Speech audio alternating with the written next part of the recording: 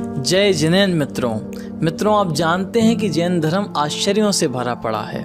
आप जैन धर्म को जितना ही जानेंगे उतना ही हैरान होते जाएंगे। आज उसी श्रृंखला में हम 10 ऐसे आश्चर्यों के बारे में यहाँ पर बात करने जा रहे हैं जिन्हें लोग बहुत ही कम जानते हैं, और किन्हीं आश्चर्यों का तो नाम भी लोगों ने नहीं सुना है। तो चलिए शुरू करते हैं आज की यह श्रृंखला। Mangi Tungi the great wall of Maharashtra. मित्रों, आपने चीन की दीवार का नाम तो सुना ही होगा, लेकिन क्या आप जानते हैं महाराष्ट्र में भी एक जैन सिद्ध क्षेत्र है जिसे ग्रेट वॉल ऑफ महाराष्ट्र भी कहा जाता है। यह है नासिक से 150 किलोमीटर की दूरी पर स्थित मांगी तुंगी जैन तीर्थ क्षेत्र। प्रथम तीर्थंकर भगवान आदिनाथ की 108 फीट की प्रतिमा यहाँ पर विराजमान है, जो इसी पहाड़ी के पत्थर को तराश कर बनी है। दरअसल यहाँ पर 2 पहाड़ियाँ हैं, एक मांगी एक तुंगी। पर्वत पर कुल 9 मंदिर हैं। पूरे भारत के आराध्य देव मर्यादा पुरुषोत्तम रामचंद्र जी को जैन शास्त्रों के अनुसार यहीं से मोक्ष प्राप्त हुआ था। यही वह जगह है जहां पर जैन शास्त्र अनुसार हनुमान, सुग्रीव, सुडील, गव, गवाक्य, नील, महानील और 99 करोड़ मुनिराजों ने मांगी तुंगी से मोक्ष प्राप्त किया। इसी कारण इसे दक्षिण भारत का सम्य शिखर भी कहते हैं। चोटी तक पहुंचने में 3500 सीढ़ियां चढ़नी पड़ती है। पहाड़ियों पर 2000 साल पुरानी मूर्तियां आपको यहां पर खुद ही मिल जाएंगी। यात्रा इतनी ऊंचाई तक जाती है कि पहाड़ों से अद्भुत दृश्य देखने को मिलता है।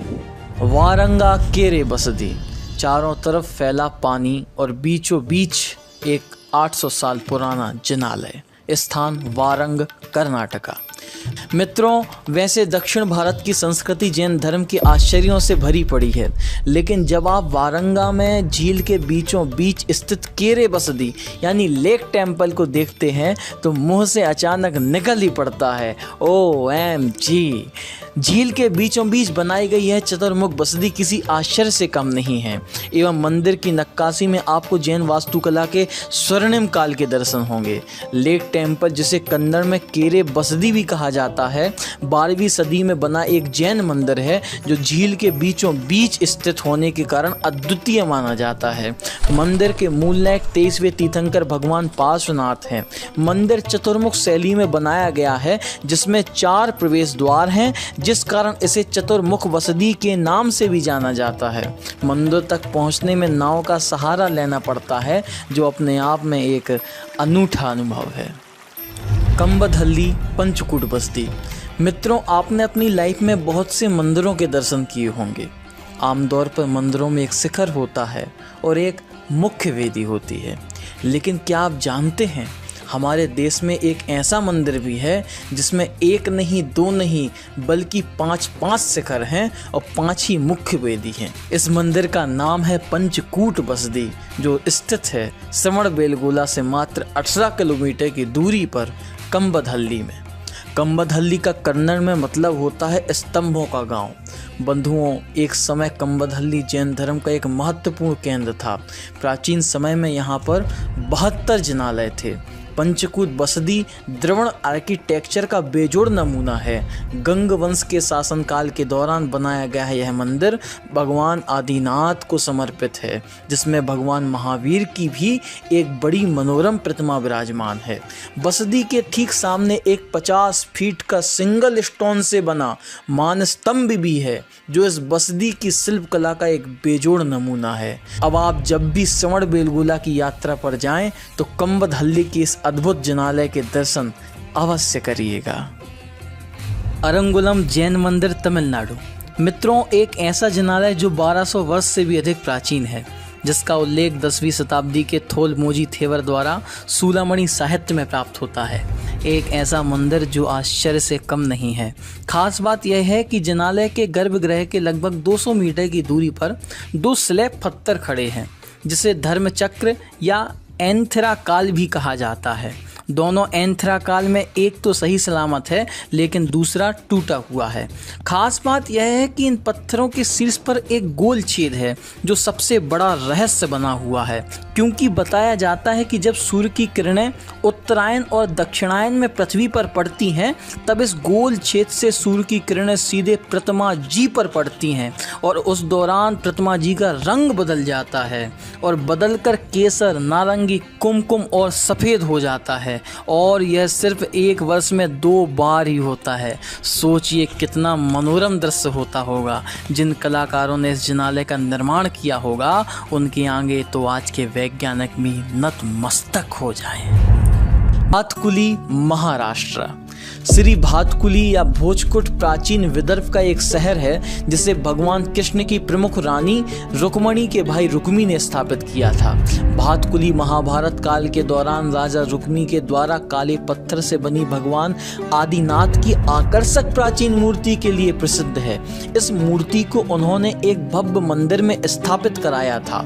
पुरातत्वविदों के मुताबिक यह मूर्ति 3000 साल से भी ज्यादा पुरानी है। ग्रामीणों द्वारा विभिन्न शैलियों में इसकी प्रार्थना और पूजा की गई। ग्रामीणों को आश्चर्य हुआ कि उनकी इतनी सारी इच्छाएं पूरी भी हो रही हैं। ध्यान करते समय आप अपने आप को यहाँ बहुत हल्का अनुभव करेंगे और कभी कभी आपको ऐसा लगेगा कि आप हवा में उठ रहे हैं। यह किसी आश्चर्य से कम नहीं है। गोपाचल पर्वत। किसी एक जगह पर सैकड़ों जैन प्रतिमाएं अगर आपको देखनी हो तो वह ग्वालियर के अलावा कहीं और संभव नहीं है मित्रों। अद्वितीय विशालता को समेटे ये प्रतिमाएं विश्व भर में अनूठी हैं। तोमर वंश के राजा वीरमदेव, डूंगर सिंह व कीर्ति सिंह के शासनकाल में इन विशाल मूर्तियों का निर्माण किया गया था। जब मुगल सम्राट बाबर ने इन विशाल मूर्तियों को देख 1557 में इन्हें नष्ट करने का आदेश दे दिया, परंतु जैसे ही उन्होंने भगवान पार्श्वनाथ जी की विशाल पद्मासन मूर्ति पर वार किया तो देव पुनीत चमत्कार हुआ और विध्वंसक भाग खड़े हुए और वह विशाल मूर्ति नष्ट होने से बच गई। आज भी यह विश्व की सबसे विशाल 42 फुट ऊंची पद्मासन पारसनाथ की मूर्ति अपने अतिशय से पूर्ण है एवं जैन समाज के परम श्रद्धा का केंद्र है। हजारों मूर्तियां अवस्थित होने के कारण इस पहाड़ी को जैन गढ़ी के नाम से भी जाना जाता है। श्री अंतरिक्ष पार्श्वनाथ दिगंबर जिनालय। मित्रों, भगवान पारसनाथ जैन धर्म के 23वें तीर्थंकर हैं एवं भारतवर्ष में सर्वाधिक प्रतिमाएं भगवान पार्श्वनाथ की ही पूजी जा रही हैं। भगवान पार्श्वनाथ को समर्पित एक ऐसी ही अनूठी प्रतिमा सिरपुर में है जो जिला वासिम में पड़ता है। यह प्रतिमा 1 अंगुल हवा में है, अर्थात प्रतिमा जी का जमीन या वेदी से कोई स्पर्श नहीं है। इस अद्भुत आश्चर्य के सामने विज्ञान भी आज नतमस्तक है। वर्तमान में सिरपुर गांव में 3 दिगंबर जैन मंदिर हैं। अतिशय क्षेत्र श्री अंतरिक्ष पार्श्वनाथ बस्ती मंदिर, पावली दिगंबरी मंदिर, चिंतामणि पार्श्वनाथ दिगंबरी मंदिर। अंतरिक्ष पार्श्वनाथ की मुख्य मूर्ति काले पत्थर से बनी हुई है। यह मूर्ति कला का एक बेहतरीन नमूना प्रतीत होती है। मूड़बद्री 1000 पिलर्स ऑफ टेम्पल। दक्षिण की काशी कहे जाने वाली मूड़बद्री मंगलूर से मात्र 30 किलोमीटर की दूरी पर है और यहाँ स्थित है त्रिभुवन तिलक चूड़ामणि बसदी, जो किसी आश्चर्य से कम नहीं है। छोटा राजा देवराय वाडेयार के द्वारा 14वीं शताब्दी में बनाए गए यह जिनालय कन्नड़ भाषा में सवीरा कदम्बा बसदी के नाम से जाना जाता है, जिसका अर्थ होता है 1000 स्तंभों वाला मंदिर। मित्रों, इस मंदिर की खासियत यह है कि इसमें 10 नहीं, 20 नहीं, 100 नहीं, बल्कि पूरे के पूरे 1000 स्तंभ हैं। और ख़ास बात यह है कि प्रत्येक स्तंभ की नक्काशी दूसरे स्तंभ से बिल्कुल ही अलग है, जो अपने आप में एक अद्भुत नमूना है। यहाँ पर रत्नों की दुर्लभ प्रतिमाओं के साथ धवलाजी जैसे प्राचीन ग्रंथों की 1000 साल से भी पुरानी ताड़पत्र पर अंकित प्रतियां भी रखी हुई हैं, जो जैन धर्म की अनमोल धरोहर हैं। कलिंगा जिन द गॉड ऑफ उड़ीसा। हम जानते हैं कि प्राचीन काल से ही उड़ीसा जैन धर्म का एक बहुत बड़ा केंद्र रहा है। आज से 2200 साल पहले उड़ीसा में भगवान आदिनाथ की एक प्रतिमा थी जो संपूर्ण उत्कल देश के आराध्य माने जाते थे। उड़ीसा के लोग उन्हें कलिंग जिन के नाम से पुकारते थे, जिसका मतलब होता था उड़ीसा के भगवान। इसी बीच उड़ीसा पर मगध साम्राज्य का आक्रमण होता है, जिससे यह प्रतिमा मगध में चली जाती है। पुनः 200 साल बाद उड़ीसा के परम प्रतापी सम्राट खारवेल मगध पर आक्रमण करके यह प्रतिमा फिर से कलिंग देश में उदयगिरी की पहाड़ी पर प्रतिष्ठित कराते हैं।